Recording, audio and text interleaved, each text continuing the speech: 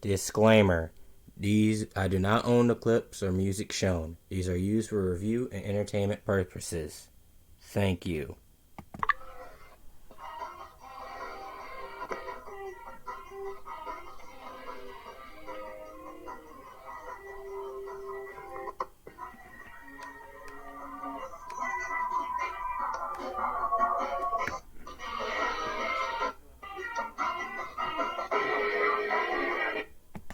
Greetings, Gal Pals and Gal Pals. It's me, Camden, on Channel Camden.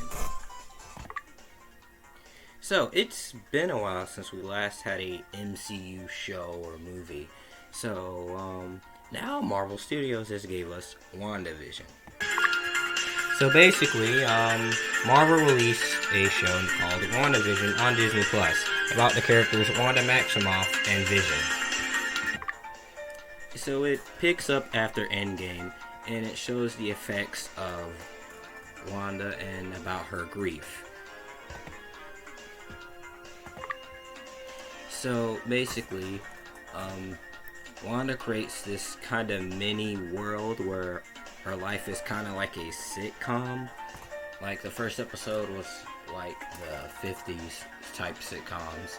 The 60s were like, Bewitched and, all those type of sitcoms. And the 70s, they had the 70s, then the 80s, kind of like Full House. And you had the 90s, Malcolm in the Middle. And then the 2000s, you have The Office and Modern Family. And it seems like Vision is alive, because, after Infinity War, Thanos took the stone out of his head, which was the reason why he was living. So yeah, it's very mysterious. Like, each episode, there's more and more hints that something wrong is going. And then we get characters named Monica Rambeau, and Darcy Lewis, and Jimmy Woo. All characters that are already established in the MCU, which Monica has appeared in Captain Marvel as a child, Jimmy Woo appeared in Ant-Man and the Wasp, and Darcy Lewis appeared in the Thor movies. My thoughts on these characters? I like these characters. I like the character of Monica, can't wait to see that character in Captain Marvel too. Jimmy Woo is really funny. I like Randall Park as Jimmy Woo. Probably one of my favorite MCU characters now. Darcy Lewis I like a little more after the Thor movies. And then behind the scenes we get introduced to another character. Which... Okay, in the MCU we had our Thanos and Killmonger and Loki and Ultron. But this guy I hate more than all of them. At least the other ones... You like him. There's something more likable about him. But this guy, I completely hate. Tyler Hayward. So basically, this guy is the head of an organization made called SWORD, which is kind of like S.H.I.E.L.D., but, it's kind of like S.H.I.E.L.D. This Hayward guy, I completely cannot stand. He's just so evil. Also, I'm pretty sure he probably supported a certain orange fellow, which I will not name. And eventually, we get introduced to a character, a fan favorite, in episode 5. At the end of episode 5, it's a character from another series of Marvel movies showing up here. And it's no other than Quicksilver. But it's even Peter's Quicksilver, which was basically one of the only good parts of Apocalypse, and also one of the best parts of Days of Future Past. He returns, the best live action Quicksilver. Still like Aaron Taylor Johnson's Quicksilver though. Yeah, he is back. And everyone started going crazy. The internet was going crazy, and everyone was making a bunch of crazy theories.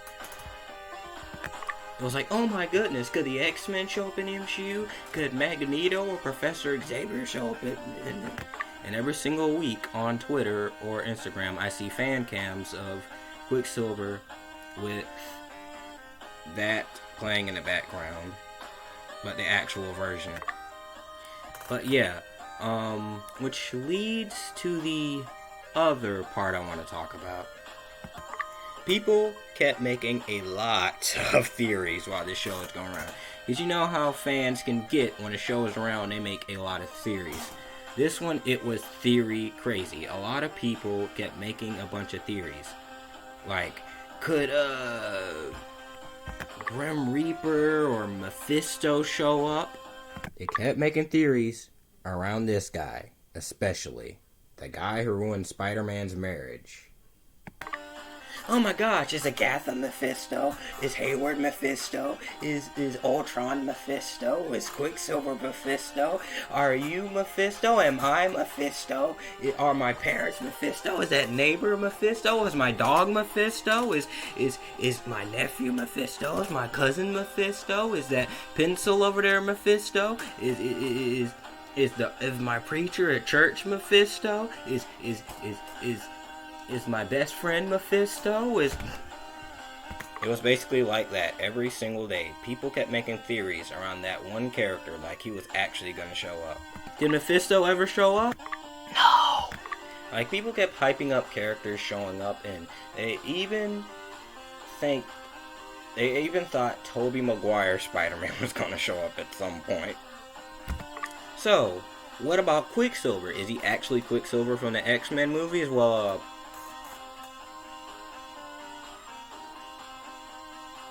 I will not spoil, but here's a hint. What happens? Your hint. Yeah, everyone was going crazy with theories. Because, you know, it's the MCU, and people go crazy for theories in the MCU. Can't wait for that Falcon and Winter Soldier show to come out when people make theories. Oh my goodness! Is Mole Man gonna show up? Or Howard the Duck? Or Moon Boy and Devil Dinosaur? Or underrated Spider-Man villain, the Sin Eater? But there you go. There goes my theories. Anyways, yeah, each episode there's a hint that more things are going wrong. And Sword is investigating what's going on. And, then it turns out Wanda, you know, she had a lot of trauma. She lost her family and her brother Pietro from the MCU world.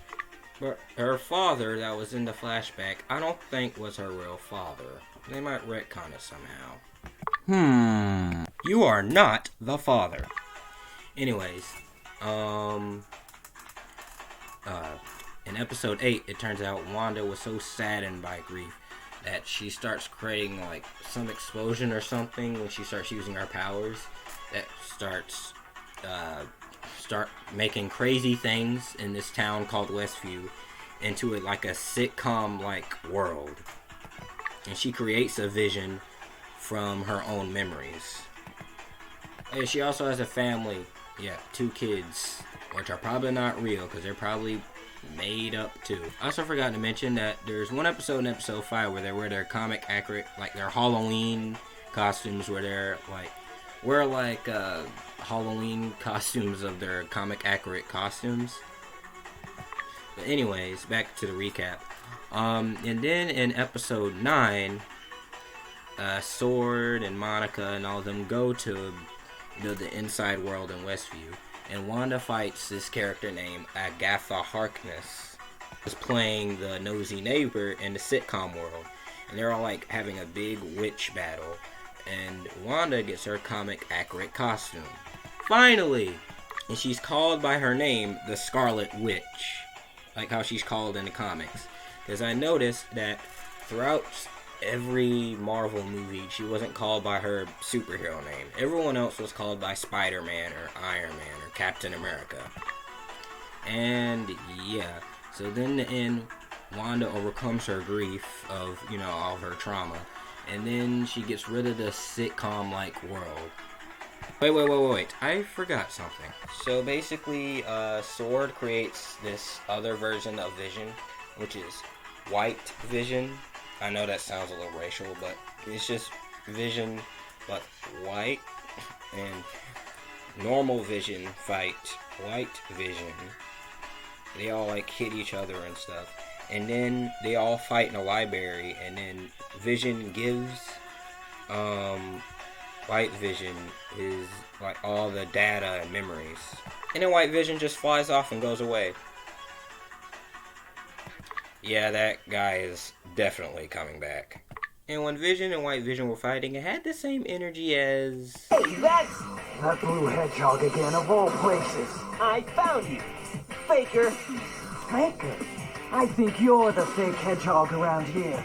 Anyways, the sitcom world gets rid of, and Wanda is now the Scarlet Witch, and she flies off somewhere separate. She flies to like a distant cabin, and then you can hear in the background Wanda's children are yelling, "Mom, please help me!" So that means Wanda is probably gonna bring Tommy and Billy back, and Doctor Strange too, which she is gonna appear in that one. Oh, also, it's not Marvel without mid-credit scene. There's one where, and there's a mid-credit scene, a woman comes up to Monica and is all like, "Someone wants to see you in the movie theater." And I was like, who could that be? And then when she walked in the movie theater, and a woman turns out to be a Skrull. Like, really, I was just expecting Nick Fury or someone to show up. So basically, Skrull tells Monica about space and stuff like that, and Monica has powers now. But, yeah, that's WandaVision. And it's a pretty good show. Also, let me praise the effects. The effects look really good. It does not look like a TV show at all. It looks like an actual movie. Because typically, like, the Arrowverse, like the Flash and Supergirl, like, you could tell they're on TV.